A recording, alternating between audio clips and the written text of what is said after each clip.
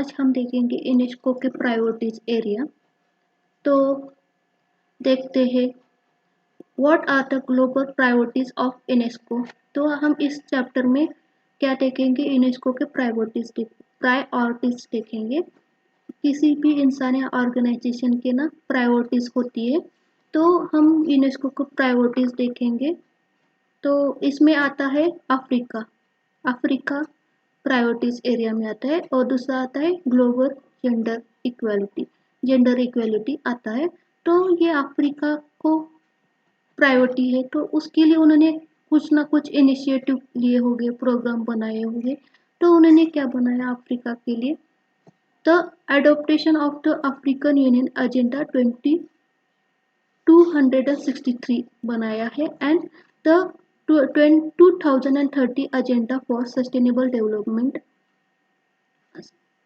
paying the ground for the African economic community and the African recessions। ऐसा दो programme उन्होंने Africa के लिए बनाए हैं।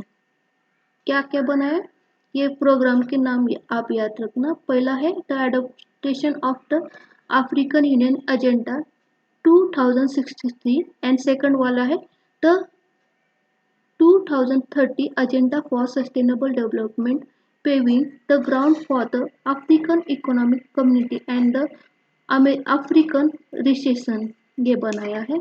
और अफ्रीका ही क्यों, हमारे वर्ल्ड में 7 कॉन्टिनेंट है, तो अफ्रीका ही क्यों, तो उसका हम आंसर देखते हैं। तो ये देखो, ये अफ्रीका कॉन्टिनेंट है। Africa is the second largest continent in the world that accounts for 5.7% of the Earth's surface as well as 20% of the total surface of land। मतलब क्या है,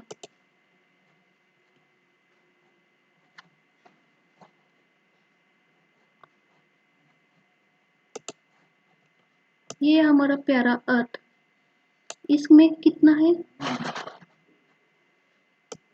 ये ऐसा, ये 21%, 30% क्या है अर्थ का एरिया है, और 17% क्या है वाटर का एरिया। तो इस 30% में से 5.7% किसका है, ये अफ्रीका का है। और ये टोटल में, ये टोटल 100% का, और 20% एरिया किसका है, अफ्रीका का है। तो ये बहुत लार्ज एरिया है। Africa is the second largest continent, मतलब हमारे यहाँ 7 कॉन्टिनेंट है। उस पहला कॉन्टिनेंट, लार्जेस्ट कॉन्टिनेंट है एशिया।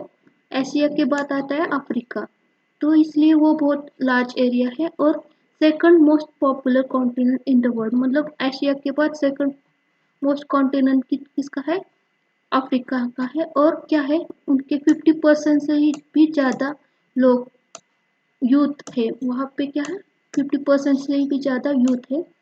आफ्टर इंडिया, इंडिया ने तो ये फर्टिलिटी कम करने का तय किया है। और चाइना का तो 1 चाइल्ड पॉलिसी है, तो वहाँ ओल्ड एज लोगों का परसेंटेज ज़्यादा है। और इंडिया में भी अब एजिंग का पॉपुलेशन बढ़ने वाला है।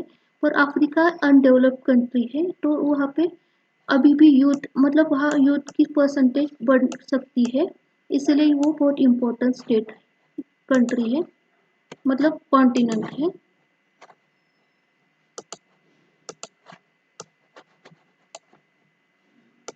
इसलिए उन्होंने अफ्रीका को प्रायोरिटीज में रख दिया है।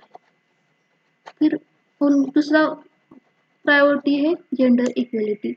उसके लिए उन्होंने क्या किया, UNESCO priority gender equality action plan बनाया है, जेंडर इक्वलिटी टूल्स बनाया है, जेंडर रिव्यूज बनाया है, gender related UNESCO chairs and networks बनाया है, और UNESCO prize for girls and women's education, मतलब जो वुमेन्स और गर्ल अच्छा, मतलब ज़्यादा पढ़ती है तो उसको उन्होंने प्राइज दिया है।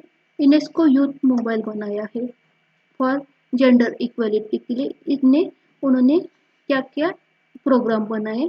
फिर उसके अलावा उन्होंने क्या किया, what are the some important initiative of UNESCO. तो उन्होंने क्या किया, world heritage convention and list, मतलब हम न्यूज़पेपर में सुनते हैं, करंट अफेयर में देखते हैं, ये वर्ल्ड हेरिटेज साइट है, वो वर्ल्ड हेरिटेज साइट है। तो ये वर्ल्ड हेरिटेज साइट को डिसाइड करता है, ये यूनेस्को डिसाइड करता है। तो ये हम डिटेल में पढ़ने वाले हैं एक न्यू चैप्टर में, न्यू लेक्चर में। तो हम थोड़ा थोड़ा देखते हैं। तो ये वर्ल्ड में 167 कंट्री में 1154 वर्ल्ड हेरिटेज साइट उन्होंने, मतलब 1154 साइट को उन्होंने वर्ल्ड हेरिटेज साइट का ये दिया है, दर्जा दिया है। और इंडिया में कितना दिया है? इंडिया में 40 साइट को उन्होंने वर्ल्ड हेरिटेज साइट का दर्जा दिया। उसमें 30 कल्चर साइट है, 7 नेचुरल प्रॉपर्टीज है और 1 मिक्स्ड है। वो मिक्स वाली है ये काजीरंगा नेशनल पार्क है।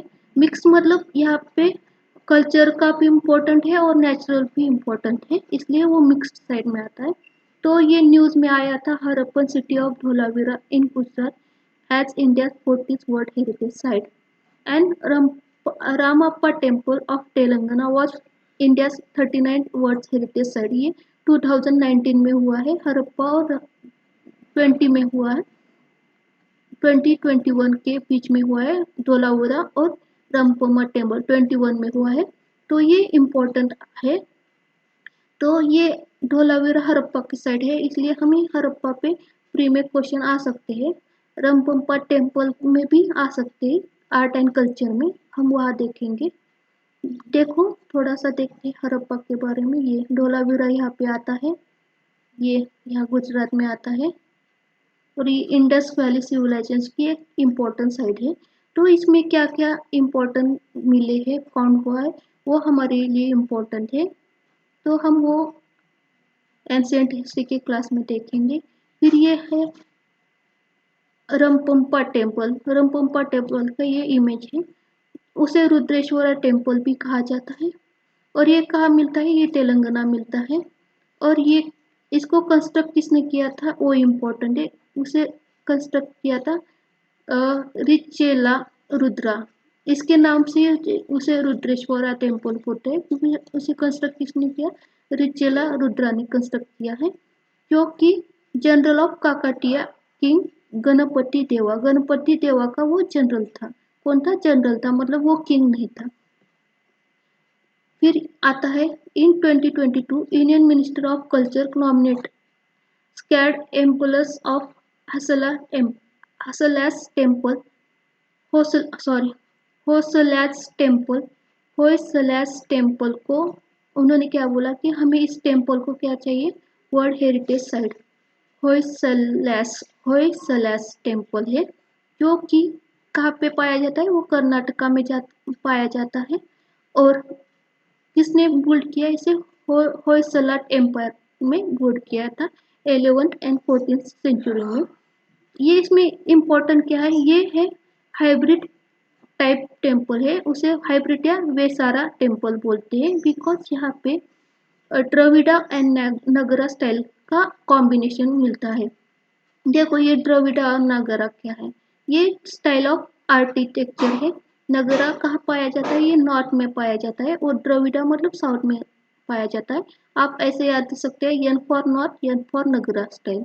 ये द्रविड़ा को D for dosa, D for dosa कहाँ मिलता है? साउथ में, तो द्रविड़ा फॉर साउथ, ऐसे याद रख सकते हैं।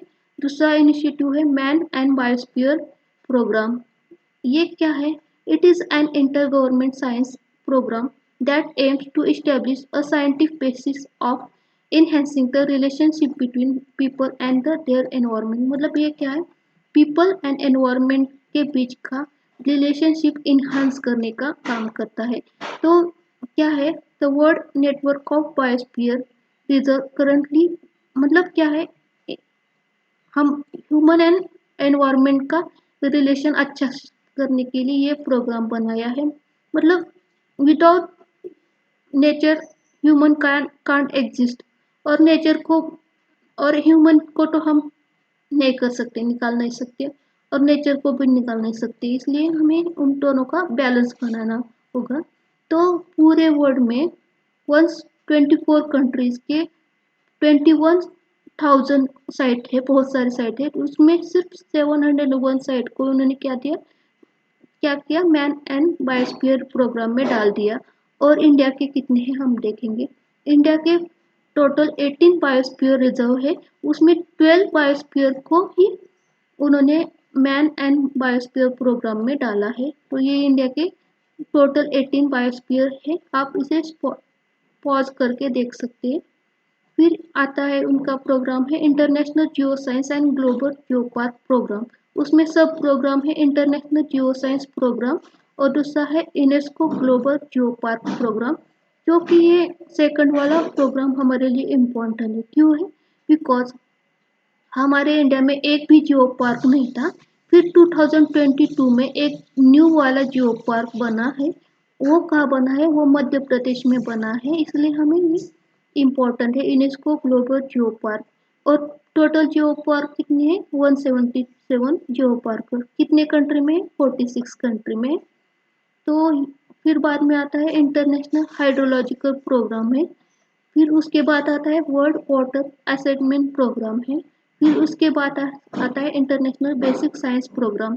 तो प्रोग्राम के नाम ही इम्पोर्टेंट है और सिर्फ हमारे लिए इम्पोर्टेंट है world heritage site man verse and biosphere programme, जिसके मैं अलग से 2 लेक्चर बनाने वाली हूँ डिटेल में। फिर बाद में आता है यूनेस्को ग्लोबल जियो पार्क। ये इम्पोर्टेंट है बिकॉज ये करंट में था और हमारे इंडिया में फर्स्ट जियो पार्क बनाया मध्य प्रदेश के जबलपुर डिस्ट्रिक्ट में। तो अगर आपको मेरा वीडियो अच्छा लगा तो लाइक शेयर सब्सक्राइब कीजिए और कुछ कुछ इम्प्रूवमेंट की कमी होगी तो बता दीजिए। Thank you for watching my video.